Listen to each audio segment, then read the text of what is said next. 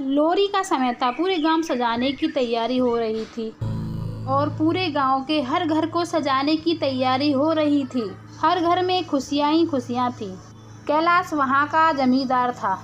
वह लोगों को पैसे उधार पर दिया करता था। कैलाश का घर बहुत ही बड़ा और आलीशान था। कैलाश के घर में अचानक लाइट चली जाती है। कैलाश का नौकर जग्गू मोमबत्ती जलाने के लिए जाता है। जैसे ही जग्गू मोमबत्ती जलाने के लिए जाता है, उसे वहां पर एक भूत खड़ा हुआ मिलता है, जिसकी डरावनी शक्ल थी और मुंह से खून निकल रहा था और आंख भी लाल थी। जग्गू उसे देखकर बहुत तेज चिल्लाने लगता है, मालिक मालिक बचाओ, यहाँ तो भूत है। और फिर जग्गू वहां से भागने लगता है और कैलाश अपने दूसरे नौकर को इन्वर्टर चालू करने के लिए कहता है। कैलाश का दूसरा नौकर जैसे ही इन्वर्टर चालू करने के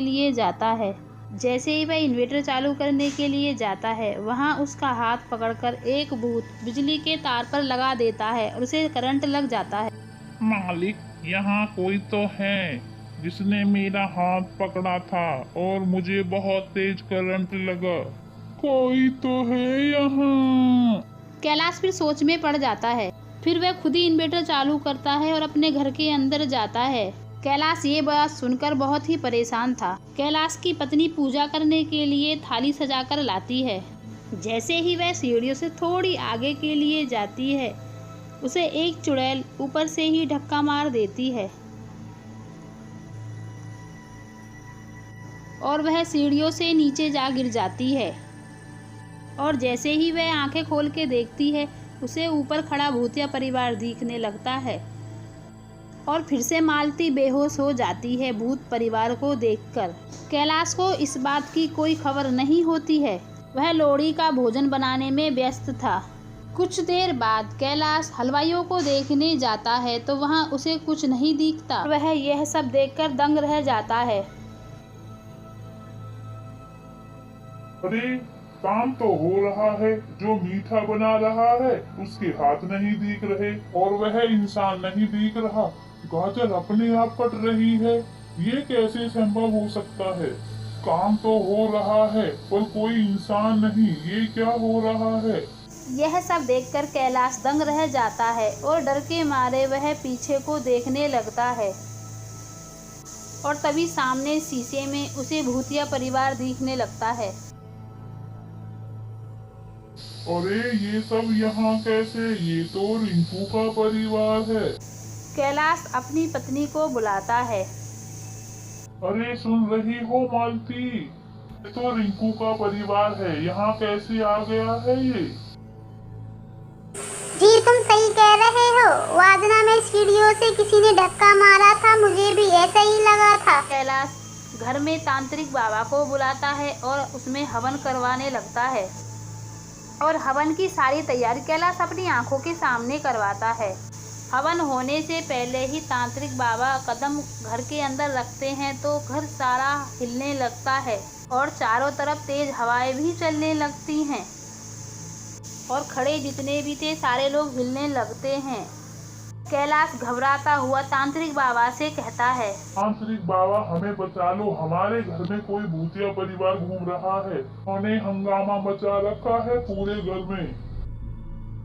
चिंता मत करो कैलाश, मुझे आवाज हो गया है।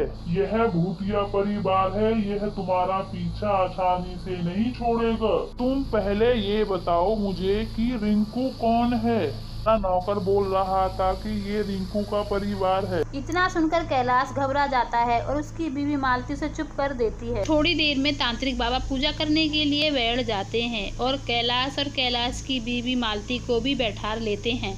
जैसे ही वह हवन करना चालू कर देता है, वैसे ही डरावनी आवाजें आने चालू हो जाती हैं।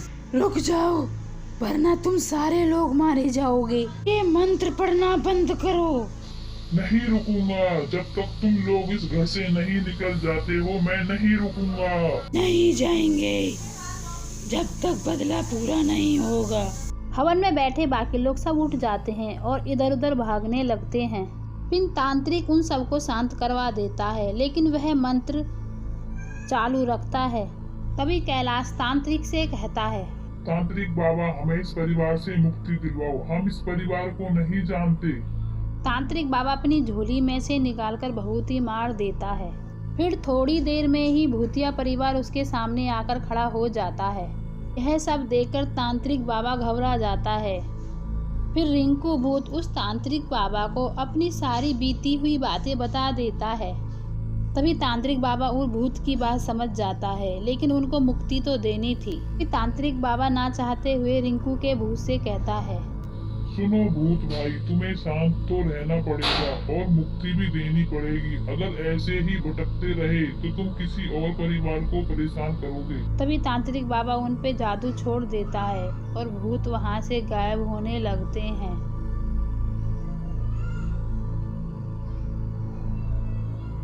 और उन लोगों को मुक्ति मिल जाती है और तांत्रिक बाबा भी बहुत खुश हो जाता है। तभी तांत्रिक बाबा कैलाश और उसकी बीवी मालती को भी बुला लेते हैं। अरे तांत्रिक बाबा, तुमने आज बहुत ही अच्छा काम करा। हम काफी दिन से परेशान थे इस परिवार से। ठीक है, तो मैं अब चलता हूँ। अब तुम्हें भूतों से भी मुक्ति मिल गई है। और कैलाश और मालती खुशी खुशी जीवन फिर से व्यतीत करने लगे और वह बहुत ही खुश। फ्रेंड्स, हमें इस कहानी से क्या सीख मिली? किसी के साथ में गलत नहीं करना चाहिए, अपने साथ ही गलत होता है।